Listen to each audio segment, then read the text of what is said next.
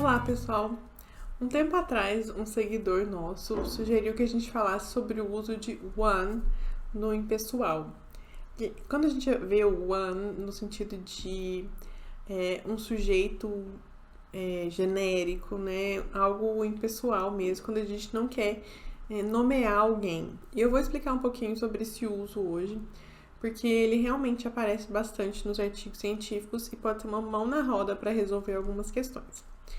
Se esse assunto te interessa, se você é um pesquisador brasileiro que escreve em inglês, eu te convido a se inscrever aqui no nosso canal e ativar as notificações, porque toda semana a gente solta um vídeo novo falando sobre escrita científica em inglês. E se você acha que o nosso conteúdo pode ajudar outras pessoas, te convido também a compartilhar o nosso vídeo com seu grupo de pesquisa, com outros colegas pesquisadores, porque eu tenho certeza que o nosso conteúdo vai ajudar vocês a melhorarem a produção de artigos científicos em inglês e a publicação desses artigos. Bom, eu vou começar falando aqui sobre o uso do one como pronome, que é essa posição que eu falei para vocês, de usar um sujeito genérico para falar de uma determinada situação. Trouxe aqui um exemplo para ficar mais fácil, né? One should not use mobile phones when driving. Então, alguma pessoa não deveria usar telefone celular enquanto dirige. E aqui, esse alguma pessoa tem o sentido de deixar o texto impessoal, sem querer marcar quem é essa pessoa que vai fazer essa coisa. E esse uso aqui do one é um uso bastante formal.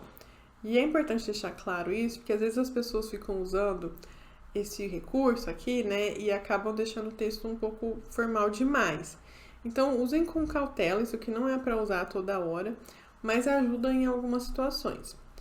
E aí eu vou convidar vocês a pensarem como que a gente diria isso em português, né?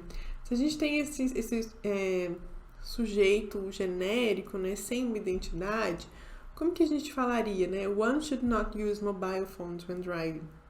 Se eu fosse falar essa frase em português, eu diria assim, não se deve usar telefone celular na direção, enquanto dirige. Então a gente não tem um sujeito, né? Viram que tem esse sentido, não tem um sujeito. E quando você fala não se deve, fica uma coisa mais formal do que outras opções que eu vou mostrar aqui pra vocês. Aqui, então essa é a opção que eu usaria. Esse é o tom que a gente dá quando a gente usa o one, certo? Esse tom mais genérico, impessoal, imparcial e mais formal. A gente pode falar essa mesma frase de outras formas, que vai diminuir um pouco a formalidade e vai mudar um pouco a forma de comunicar essa frase. Vejam só essas opções que eu trouxe para vocês em inglês. E a mesma coisa que pode acontecer em português. A gente pode falar a mesma coisa, one should not use mobile phones when driving, com outros sujeitos. Aí a gente diminui a formalidade da frase e a gente muda o tom da comunicação. A gente pode falar we should not use mobile phones when driving. Então, nós não devemos usar celular quando a gente está dirigindo. Fica uma coisa que você inclui as outras pessoas, percebe? Então, já muda um pouco a forma que você está comunicando. Ou, people should not use mobile phones when driving. Então, as pessoas não deveriam usar o celular enquanto estão dirigindo. E aí você já está apontando para as pessoas, né? Que elas não deveriam fazer isso e você não está se incluindo.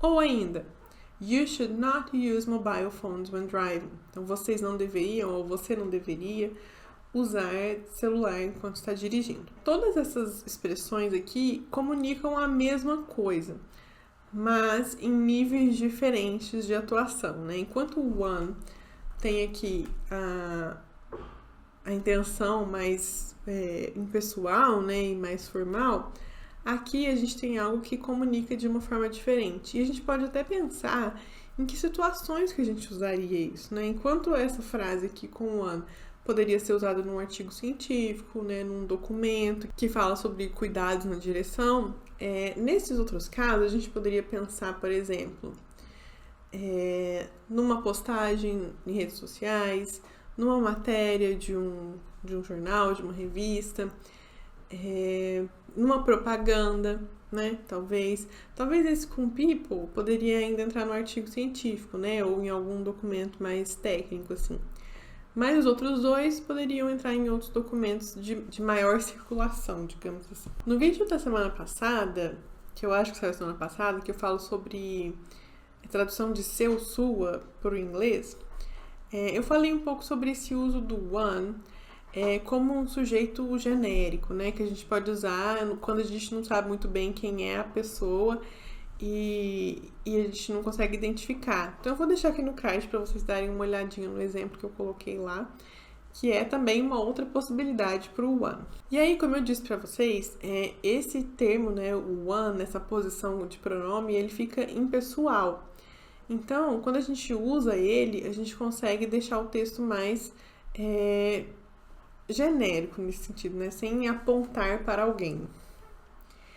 E aí, é muito útil para a gente usar a voz ativa sem precisar usar a partícula we, porque muita gente não gosta de usar we, ou então a revista que você vai publicar não quer que você use o we, mas ainda assim a voz ativa é preferível porque ela deixa o texto mais objetivo. Então, uma possibilidade é falar one can state that. Em vez de você falar nós, você fala o one, que aí vai dar esse sentido genérico, né? Aqui em português, se a gente fosse falar, seria pode-se afirmar que, né? Fica a coisa impessoal.